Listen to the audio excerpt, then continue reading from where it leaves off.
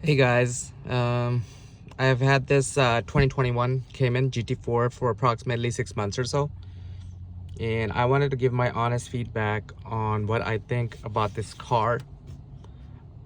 And I purchased this car probably sometime late September last year, and after driving this car for approximately, I'm gonna say maybe 3,000 miles or so, I think I have a pretty fair idea of how this car does and what are the pros and cons of owning this car.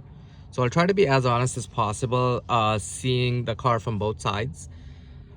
This is a 2021 and it's a 6-speed manual. And if you're going to buy yourself a Cayman GT4, I really believe that you should probably try to get the manual. I know the PDK actually does really well when it comes to uh, trying to get the most out of the car performance wise, but just the 6-speed manual is just so much more engaging, fun, and it's just a lot more personal feeling when you're driving the car. I have driven the PDK as well. That car does really well too, but the manual is just more fun and it just has a lot more resale value once you're done with the car. So today, unfortunately, I'm going to be selling this car, so this is pretty much my last day. After keeping this car for approximately 6 months and putting about 3,000 miles, I feel like probably this is one of the better cars that I have owned. There's some things that I like about this car. There are things that I don't like about this car. So I want to just go over that list just briefly to see that exactly what I feel about this car. Uh, this is the 718, and obviously it has the 4.0 flat six engine, which was bespoke, and I believe that Porsche has only shared this particular engine with the Boxster 718 and possibly the Cayman GTS. No other Porsche actually has this engine, and my understanding is that this 6-speed manual is basically also new and it does not share the manual transmission that was from the 2016 Cayman GT4. Looks wise, I think that this car looks pretty good, especially in person. It looks a lot better than it does look in the pictures. The car does have nice features, especially the front end, which was facelifted, and the back end. I do believe this car does look better than the 2016 one, though a lot of people may disagree with my opinion. I do believe this car actually looks better than the 2016. The performance wise, I believe the car does pretty well. The torque is pretty low on the lower RPM range, and the torque really starts coming in around after 5600 and around 6400. That's when you really start to feel the power underneath your pedal. Before that, I feel like probably the torque is on the lower end. And the other thing, the first and the second gear is pretty tall. So if you are going to be driving this car,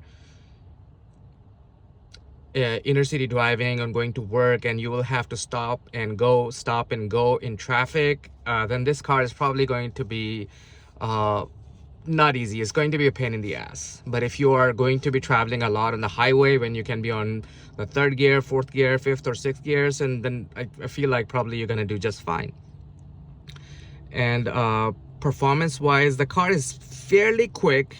I have owned cars that are that has a lot more horsepower, dual clutch transmission, and other features that just makes it not one of the faster cars that I've owned. But again, if you're looking for a small, nimble car, manual transmission, somewhere between 450 horsepower that you can throw around like a go-kart and have fun and still actually be able to go to work every day, this is a pretty good car that will do both sides for you. It can be a pretty good daily driver, it can be a pretty good performance car, and if you have decided to take this car to a track, I think you're gonna have a blast of a time. This car does really shine on the track. Now, I have never been on a track on this particular car, but I have taken this car on the Angels Crest Highway, which is a very windy, twisty highway. north of Los Angeles City, and I do believe that I was able to maximize the performance and have a lot of fun with this car. I was able to throw around this car.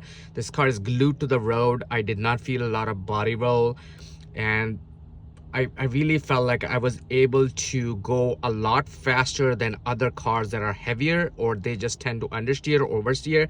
I did not notice any understeer or oversteer, and I did not have much of a body roll. So I was able to go into corners much faster and come out much faster than other cars, especially when compared to a bigger, heavier car like an Audi R8 V10 Plus. I think this car will just do a lot better for you, and it's just going to shine a lot for you. When it comes to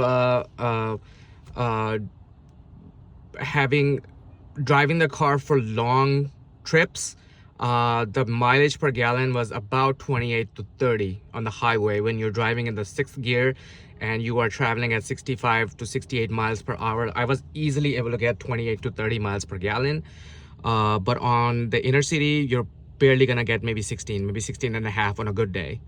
So yeah, that's something that you need to know. When it comes to features, I think this car is fairly reasonably well equipped. The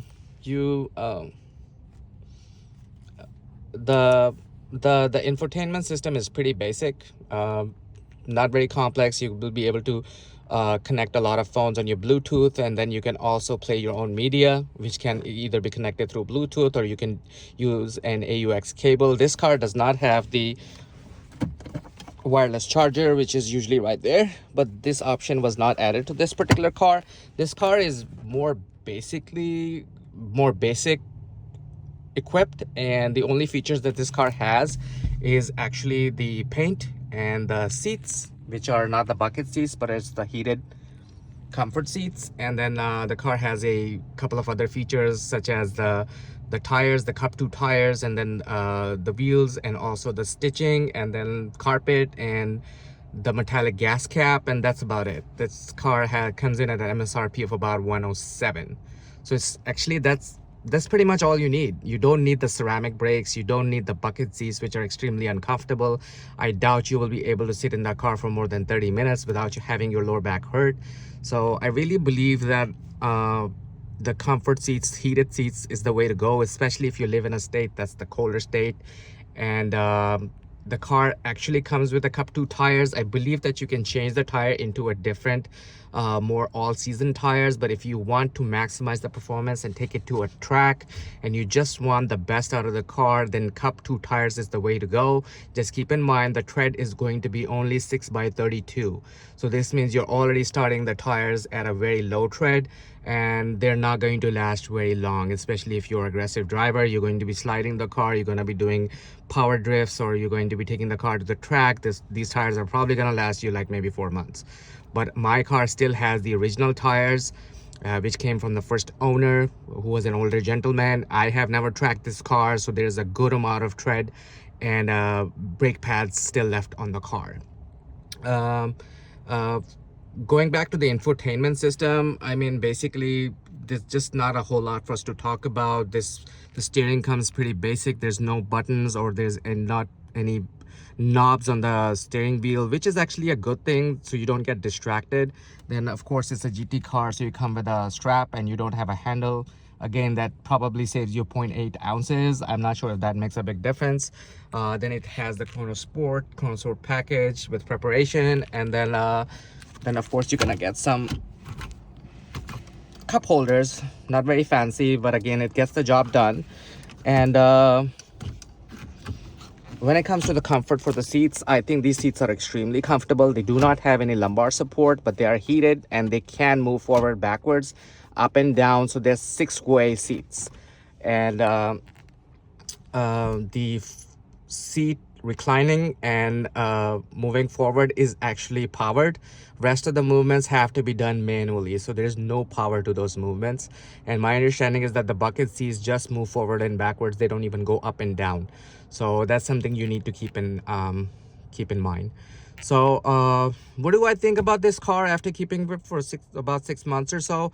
I think it's an amazing car, especially if you're looking for a car, a small, nimble car that it has a pinpoint steering and it comes in a manual between 400 and 450 horsepower. I think this car is way better than other options, which could be the BMW M2 CS, or you can have the Spider, or maybe the 4.0 GTS. I think this car is just way better than all of those cars that I just mentioned for aforementioned reasons, which I have already talked about. Would I buy this car again if in the future, if I ever had the chance? No, not really. I probably have outgrown this car. My next car that I will be getting pretty much in about less than a month or so is a very different car. It is a V10 naturally aspirated engine. It's called Huracan Technica. I got it in Uranus blue with copper wheels, and that's gonna be coming on April 22nd. If I ever need a Porsche in the future, I will probably opt for a GT3, and this car is good for the amount of time that I had. I have pretty much outgrown this car.